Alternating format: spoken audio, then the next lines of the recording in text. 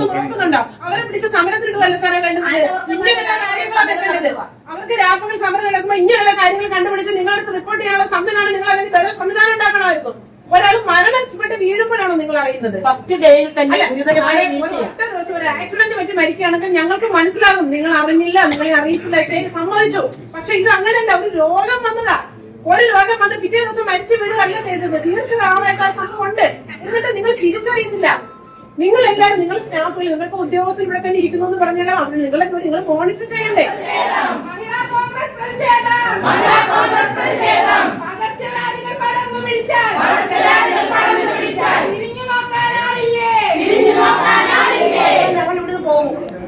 ഒരു പരിഹാരം ഉണ്ടാക്കിയാലേ ഞങ്ങൾ പോകും.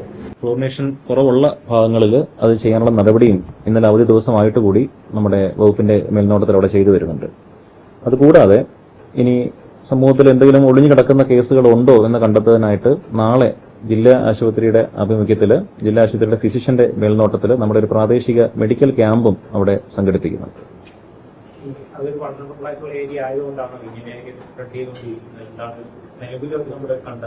നമ്മൾ അതിനെക്കുറിച്ചൊരു സ്റ്റഡി അവിടെ നടത്താൻ ഉദ്ദേശിക്കുന്നുണ്ട്. പ്രാദേശികമായിട്ടുള്ള ഒരു സ്റ്റഡി നമ്മളെ പാരിപ്പള്ളി മെഡിക്കൽ കോളേജിലെ കമ്മ്യൂണിറ്റി മെഡിസിൻ വിഭാഗത്തിന്റെ കൂടെ സഹായത്തോടു കൂടി ആരോഗ്യവകുപ്പ് ഡയറക്ടറേറ്റിന്റെ നിർദ്ദേശപ്രകാരം നമ്മൾ ഇന്ന് മുതൽ ഒരു സ്റ്റഡി ഇവിടെ കണ്ടക്ട് ചെയ്യുന്നുണ്ട്. കൃത്യമായ കാരണം എന്താണെന്ന് അനലൈസ് ചെയ്യുന്നുണ്ട്. സാധാരണഗതിയിൽ ഹെപ്പറ്റൈറ്റിസ് എ മരണകാരണമാകാൻ പാടില്ല. ഈ ഒരു കേസിൽ എന്തുകൊണ്ടാണ് സംഭവിച്ചതെന്നുള്ളത് നമ്മൾ വിശദമായ പരിശോധനയ്ക്ക് വിധേയമാക്കുന്നുണ്ട്.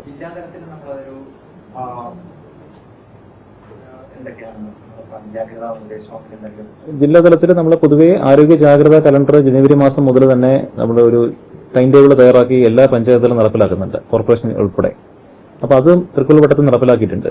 അപ്പോൾ അതിനെ കവിഞ്ഞ് എന്തെങ്കിലും പ്രാദേശികമായിട്ട് ചെയ്യണമെന്നുള്ളത് കാര്യം ഇന്ന് ഉച്ചയ്ക്ക് ഒരു മീറ്റിംഗ് നമ്മൾ അവിടെ കൂടുന്നുണ്ട്. അതിന്റെ അടിസ്ഥാനത്തിൽ അവിടെ പ്രാദേശികമായി കിട്ടുന്ന ആ റിപ്പോർട്ടിന്റെ അടിസ്ഥാനത്തിൽ അവിടെ ലോക്കലി ചെയ്യേണ്ട കാര്യങ്ങൾ ഇന്ന് നമ്മൾ ആസൂത്രണം ചെയ്യുന്നുണ്ട്.